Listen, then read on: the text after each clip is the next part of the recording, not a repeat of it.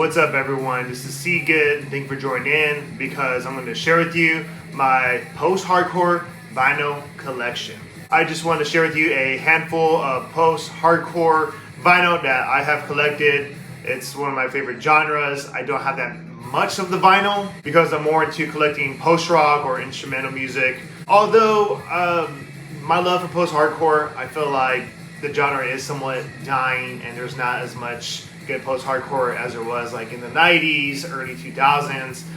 But these are the albums that I love to listen to, and just be sure to document this list of post-hardcore albums that I have, and also be sure to share your favorite vinyl collection of post-hardcore. I'd like to know what you have. Maybe I could go check it out. Maybe there's some albums I've never heard of. Alright, let's get into it, and here are my post-hardcore vinyl collection. First post-hardcore album that I want to share with you is Fiddlehead with their 2021 album, Between the Richness.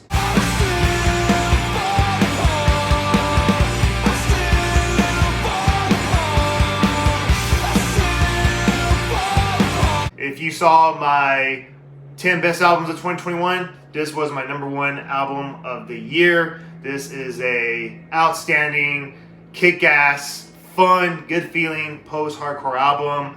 I mean, it's fucking amazing. It sounds fucking perfect. I love how there is clean guitar hooks. Also, with Pat Flene's vocals are just amazing, and I think I just love how he talks about a good amount of like love, his childhood, about his child growing up. This is a purple vinyl. It looks like there was like some kind of like tulip in there, and it's pretty cool. Like, I don't really collect post-hardcore albums, more instrumental music, but I did get this for my birthday, and yeah, it was just one of my favorite albums, and I'm glad that I have it. This is a very passionate, cathartic album for me, especially if it was my #1 album of the year. And also, if you did see my 10 post-hardcore albums of all time, then this is my #9. But this is a really good album. It sounds amazing. Some of my favorite tracks are easily Grief Motive, The Years, pretty much all of them. But this whole fucking album is good. If you haven't heard it, be sure to check it out. Alright, next album I want to share with you is a band called Touché with their 1999 album, Waiting.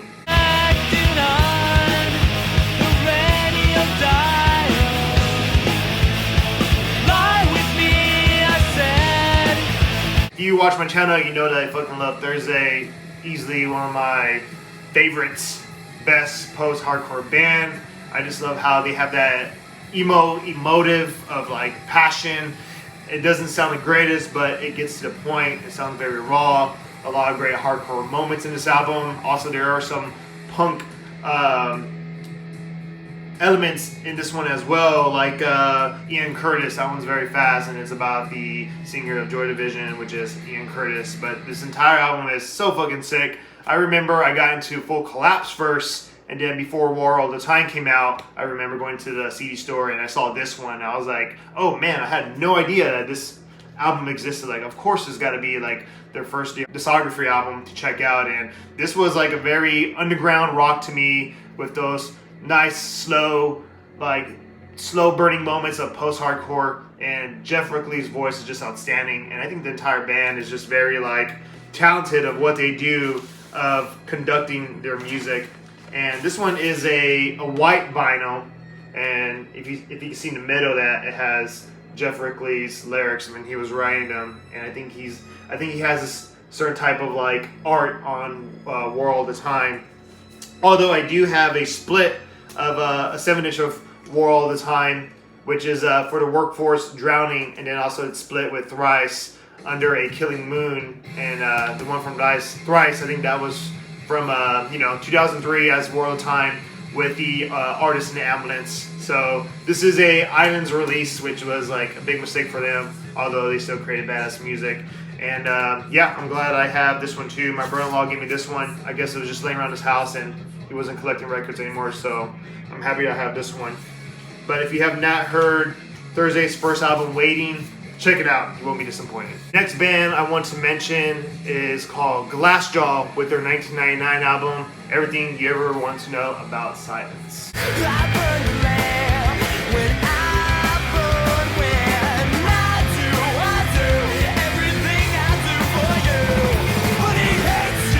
Yeah, I have this in the post-hardcore category. I know Glassjaw was not my 10 best post-hardcore albums because I feel like they're more on the heavier side, more like hardcore, new metal, but then there are times there are post-hardcore parts to it with screamo elements, which sounds fucking amazing. And this fucking album is just like brutal. It's like gut-wrenching, heart-wrenching.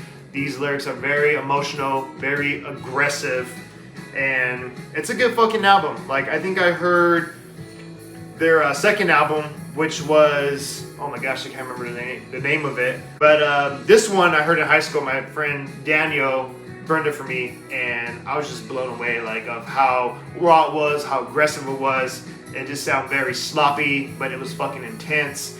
And I feel like Glassjaw and Deftones are always put in that heavy new metal category, but I feel like this band is heavier than Deftones because it's more in a hardcore way and it has screamo elements. And yeah, so these are just a two-piece vinyl set, which is, you know, your original 180 grams black. And this album's fucking great. It's fucking aggressive. I think the most post-hardcore track in this one is Rai Rai Song because it's very melodic and it has great harmonies to it, which is post-hardcore because I feel like post-hardcore is more the softer side of hardcore. But this is a fucking good album, and if you have not heard this album, Everything You Ever Want to Know by Silence, check it out because it's gonna fucking blow you away. Next band I want to share with you is Touché's Amore's 2020 album, Lament.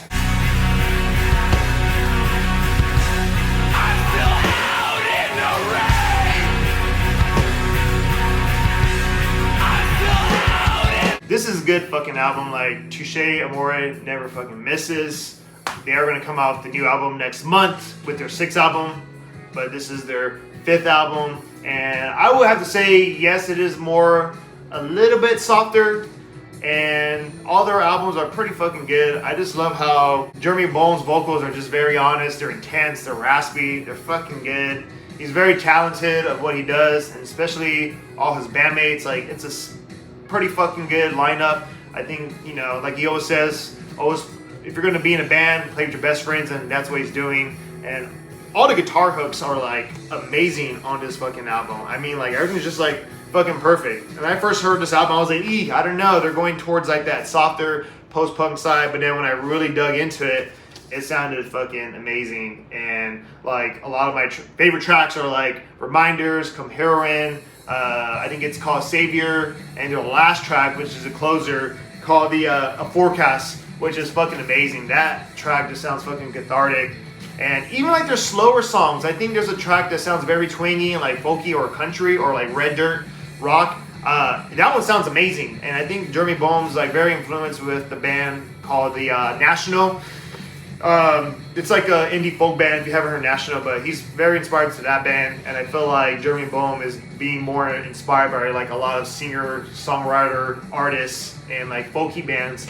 But Touché Amore always comes with a good, passionate, hardcore side of the genre, post-hardcore, and yeah, this is one of my favorite current active post-hardcore band. I feel like they're just doing it right. No one does like them. I feel like it's very hard for me to get the bands like Joyce Manor, Drug Church, and this is really fucking good. And if you have not heard this album, Lament, you need to fucking check it out because it's fucking amazing. Another band I want to mention is called Glassing with their 2019 album, Spotted Horse.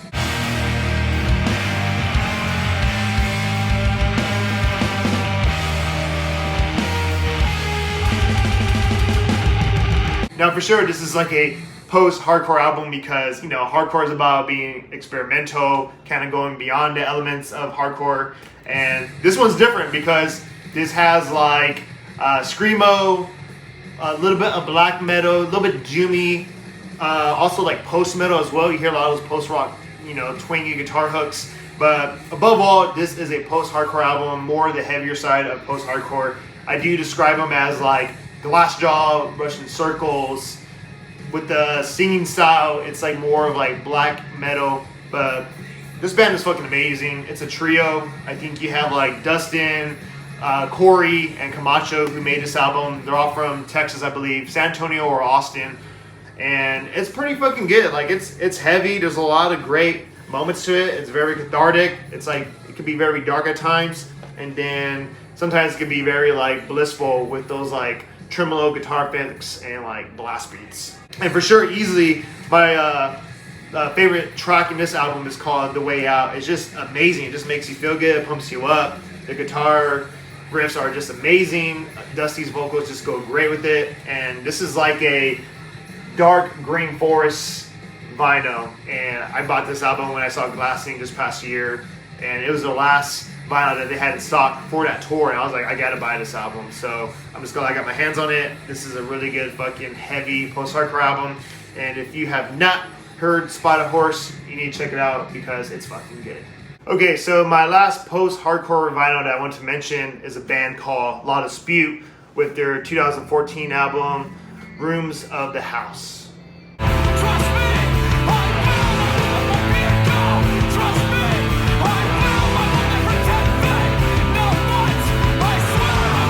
This is a fucking good post-hardcore album. I mean, like, everything signifies post-hardcore in this album. You do have those, like, emo hardcore elements. Man, I even can't remember the singer's name, but his style of singing is fucking beautiful. It definitely reminds me of like Me Without You, and this band and all their albums are pretty fucking cathartic. Yeah, I think this is like their fourth album, and I feel like this was like their last post-hardcore album because their newest one, which came out like in 2019, was kind of more on the softer side, experimental side of things. But this whole fucking album is good. Like, there's so many good tracks to it. I think easily one of my favorite tracks in here is Woman in the Mirror, Huntsville, and then Scenes from the Highways. It's just fucking good. Like, this band has a lot of good guitar hooks. They're very fucking catchy. And there's some times where the build-up is just fucking outstanding. And, like, I always mention, like, you can't get any more post-hardcore than this. And I think I remember my wife came home from a yard sale by her work, and she was like, which album do you want? And I think it was like American Football and A Lot of Dispute. And I was like, it wasn't the first album from American Football, which is LP1. I think it was LP2. But when I saw her take a picture of this one, I was like, oh, you need to grab this one. Like, I will fucking love this album. This is a great vinyl. And yeah, very minimal, simple. And this is a great fucking band, great album. Like, I know Wildlife is great, and then Somewhere at the Bottom of the River, of Vega and Alter, that was my favorite album from them. That was my number 7 post-hardcore albums of all time. But this is a fucking killer album. It's so good. It's very bone-chilling. It's very emotional. And if you have not heard Rooms of the House, you need to check it out because it's going to fucking blow you away. Alright, that's it for me for my post-hardcore vinyl collection. I just had 6 albums. I just want to share with you my experiences and what I thought about them. And just be sure to comment on your favorite post-hardcore bands, albums, even of records that you have collected. I hope I can do another post-hardcore vinyl collection. Just let me get my thoughts together on it. And thank you for watching. And I'm not too sure when next time I'm going to make a video, but take care, be safe, and peace.